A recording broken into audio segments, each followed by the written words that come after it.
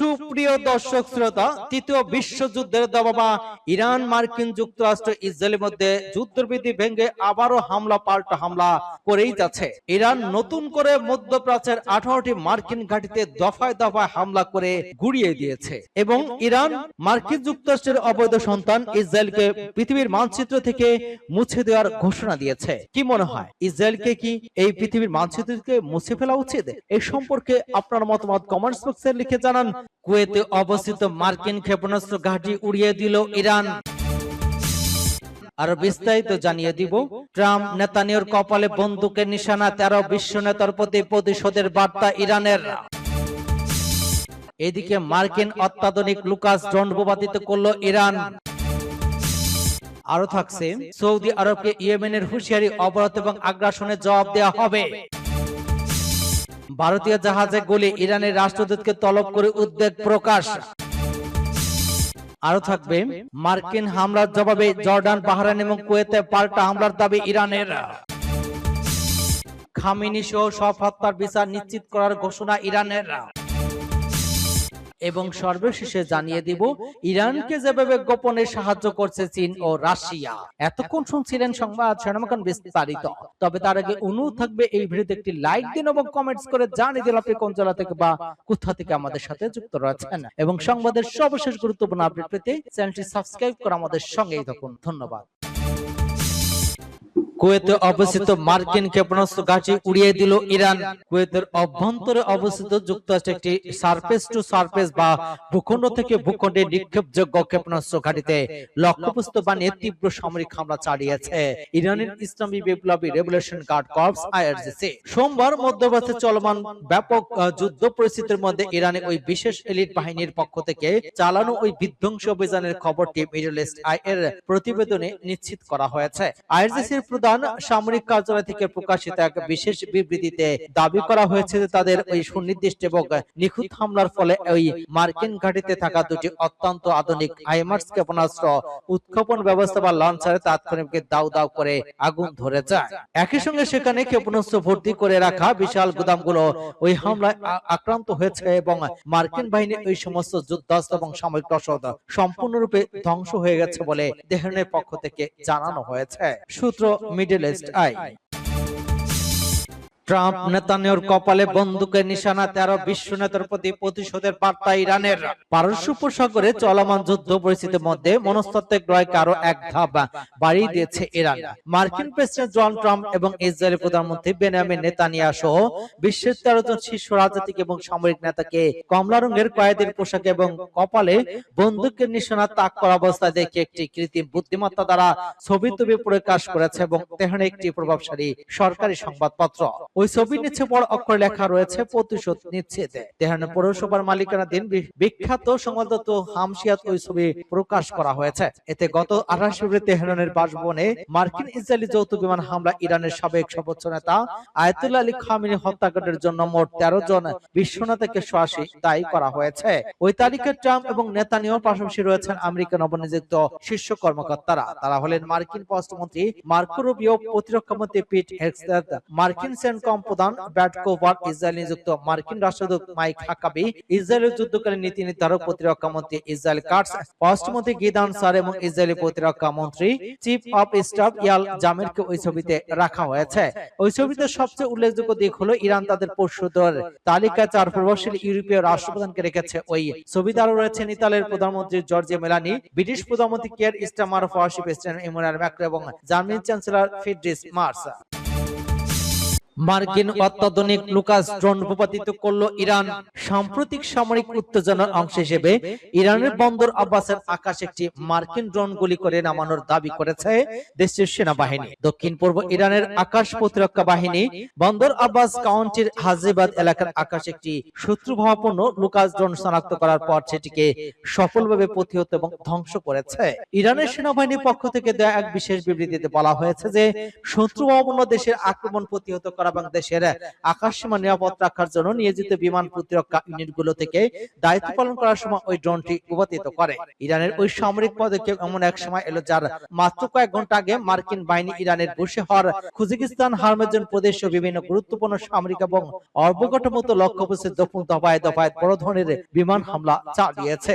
ওই মার্কিন হামলায় তেহরান এবং মাশহাদ শহরের মধ্যকার গুরুত্বপূর্ণ রেল যোগাযোগ অবকাঠামো ক্ষতিগ্রস্ত হয়েছে বলে জানা গিয়েছে। মার্কিন ওই ব্যাপক বিমান এবং ক্ষেপণাস্ত্র হামলা পাল্টা প্রতিক্রিয়ায় হিসেবে তেহরানের পক্ষ থেকে বাহরাইন, কুয়েত এবং কাতারে অবস্থিত মার্কিন সামরিক ঘাঁটি এবং স্থাপনাকে লক্ষ্য করে ক্ষেপণাস্ত্র এবং আত্মঘাতী ড্রোন হামলা চালানোর আনুষ্ঠানিকভাবে ঘোষণা দেওয়া হয়েছে। একসাথে ইরান প্রশাসন এবং ওয়াশিংটনের বিরুদ্ধে পাকিস্তানের মধ্যস্থতায় গত 17 জুনে দুই দেশের মধ্যে স্বাক্ষরিত একটি সমঝোতা স্মারক এবং দ্বিপক্ষীয় চুক্তি লঙ্ঘনের সরাসরি অভিযোগ এনেছে, যার ফলে মধ্যপ্রাচ্য যুদ্ধ পরিস্থিতি আরো জটিল হয়ে উঠেছে। সূত্র আনাদোলো এজেন্সি। সৌদি আরবকে ইয়েমেনের হুঁশিয়ারি, অবরোধ এবং আগ্রাসনের জবাব দেওয়া হবে।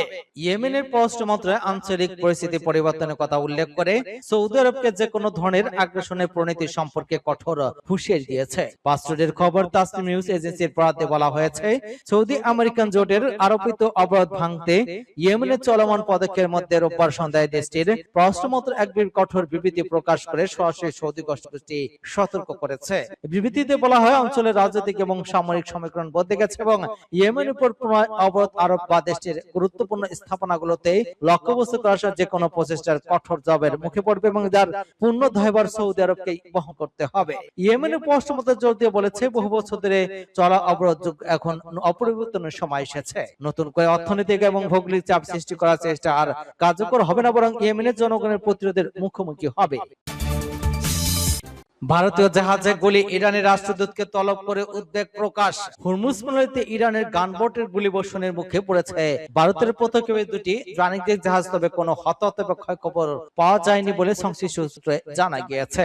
ঘটনার পর জাহাজ দুটিকে ওমান উপকূলের উত্তর পূর্বে গুরুত্বপূর্ণ শিপিং লেন থেকে ফিরে যেতে বাধ্য হয়। জাহাজগুলো একটি ছিল বৃহৎ তেলবাহী জাহাজ, যা দীর্ঘ দূরত্বে অপরিশোধিত তেল পরিবহনের করার জন্য ব্যবহৃত হয়।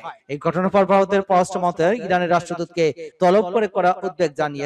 ভারত জাহাজ চলাচল এবং নাবিকদের নিরাপত্তা বিষয়টি অত্যন্ত গুরুত্ব দেয় বলে জানানো হয়েছে। ভারতের পররাষ্ট্র সচিব ইরানকে দ্রুত পরিস্থিতি স্বাভাবিক করে ভারতগামী জাহাজ চলাচল নিশ্চিত করার আহ্বান জানিয়েছে। তবে ইরানের রাষ্ট্রদূত বিষয়টি সংশ্লিষ্ট কর্তৃপক্ষকে জানানোর আশ্বাস দিয়েছেন। এদিকে ইরান জানিয়েছে, যুক্তরাষ্ট্রের অবরোধের প্রেক্ষিতে প্রণালীর নিয়ন্ত্রণ আবার কঠোর করা হয়েছে, ফলে বহু বাণিজ্যিক জাহাজ চলাচলের চেষ্টা করা দিচ্ছে।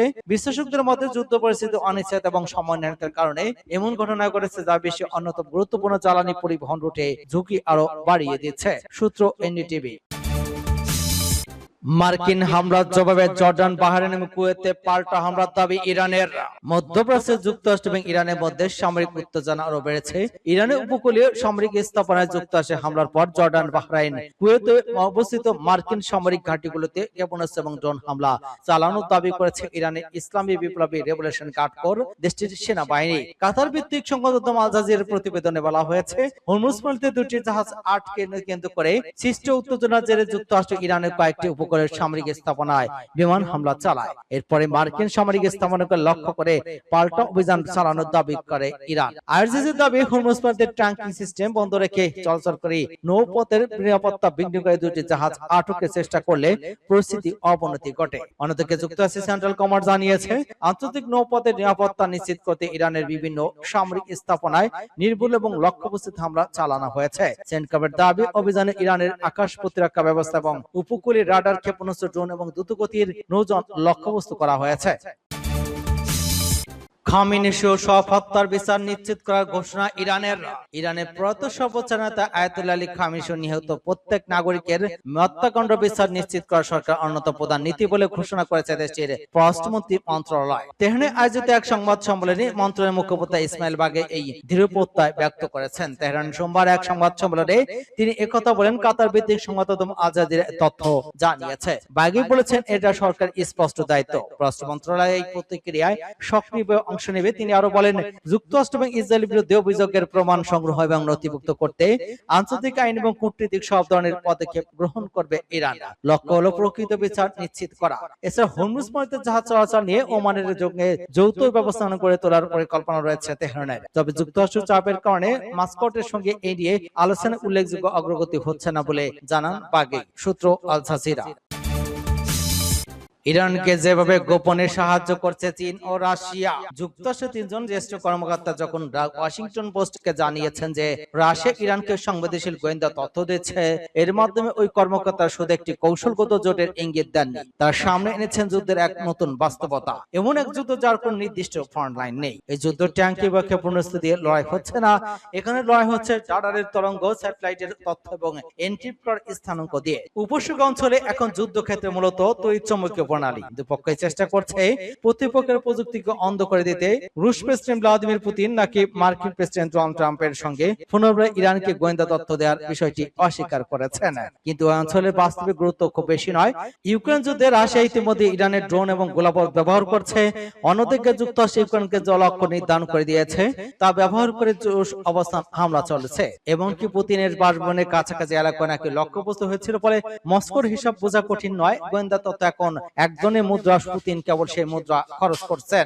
এদিকে ইরান যুদ্ধে চীনের ভূমিকা তুলনামূলক নীরব, কিন্তু এই নীরবতা গুরুত্ব কম নয়। কয়েক বছর ধরে চীন ইরানকে ইলেকট্রনিক যুদ্ধ সক্ষমতা বদলে দিচ্ছে। তারা উন্নত রাডার ব্যবস্থা সরবরাহ করছে, ইরানকে বেসামরিক নেভিগেশন ব্যবস্থা, মার্কিন জিপিএস থেকে সরাসরি চীনের এনক্রিপ্ট 3D স্যাটেলাইট ব্যবস্থা নিয়েছে।